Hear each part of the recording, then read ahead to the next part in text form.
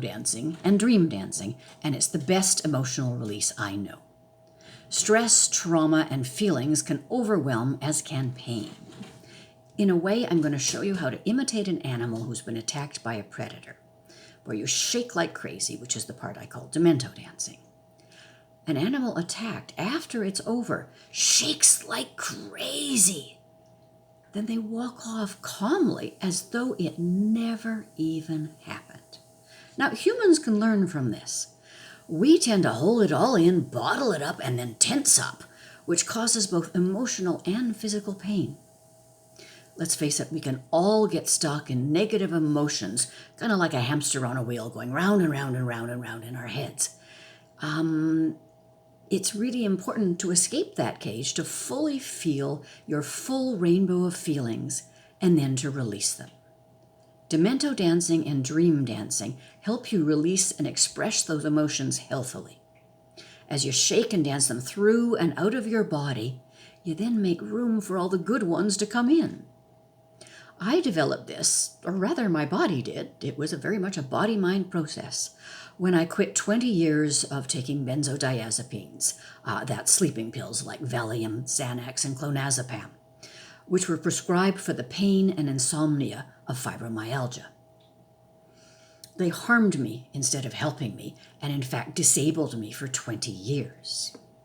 All psych meds numb and sedate your feelings, and when you stop taking them, those long numbed feelings leap out like a jack-in-the-box or like fireworks, and I began to dance them out.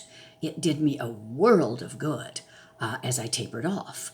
Once I was off them, it was even bigger, and the Demento dancing that I developed and the dream dancing helped me shake it all out, because needless to say, there was a lot of rage at losing 20 years of my life, and I learned to dance it out. I'd write it down in a journal, which seems to help get it out of the body, especially if you do it by hand, though typing helps too. Then I would Demento dance, dream dance. Now, instead, 6 months after getting off 5 prescription drugs, I stopped being fully disabled, mostly housebound and bedridden, and recovered enormously, 80%, from 5 incurable diseases. So now, instead of being housebound and bedridden most of the time, I lead a full life and I dance daily, at home and outdoors. Wherever there's music, you'll find the dancing diva of Davie Street.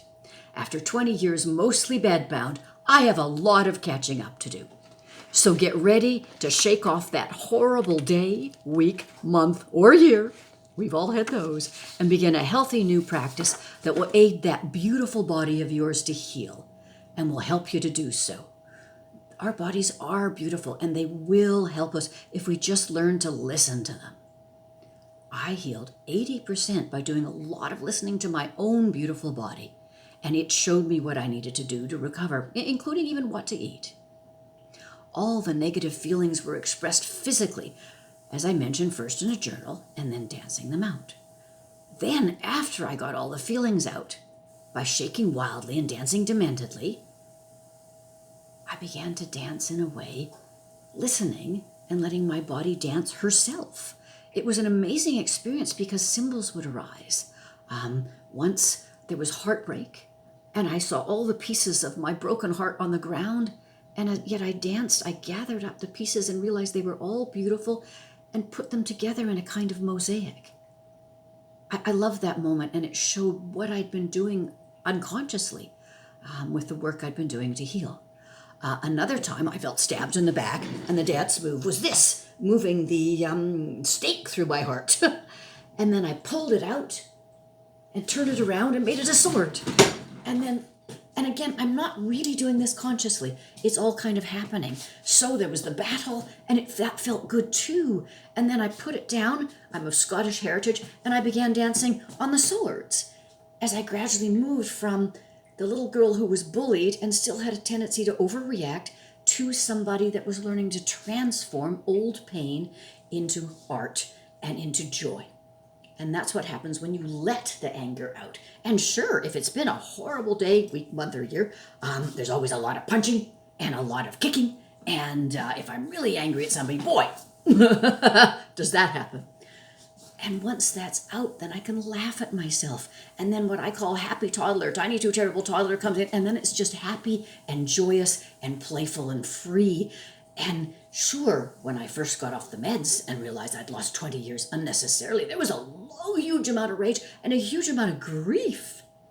And old grief that was repressed started to come out. And I would dance with that too. And it helped me grieve healthier, and it helped me deal with old trauma. It's a beautiful thing. It'll be different for everybody. Some people, when they first do it, just hear a word or see a color.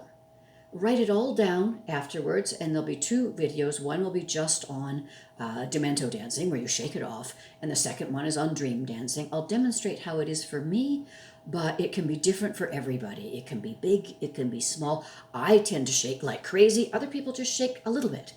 All of it is right. All of it is good. Do it how it feels right for you.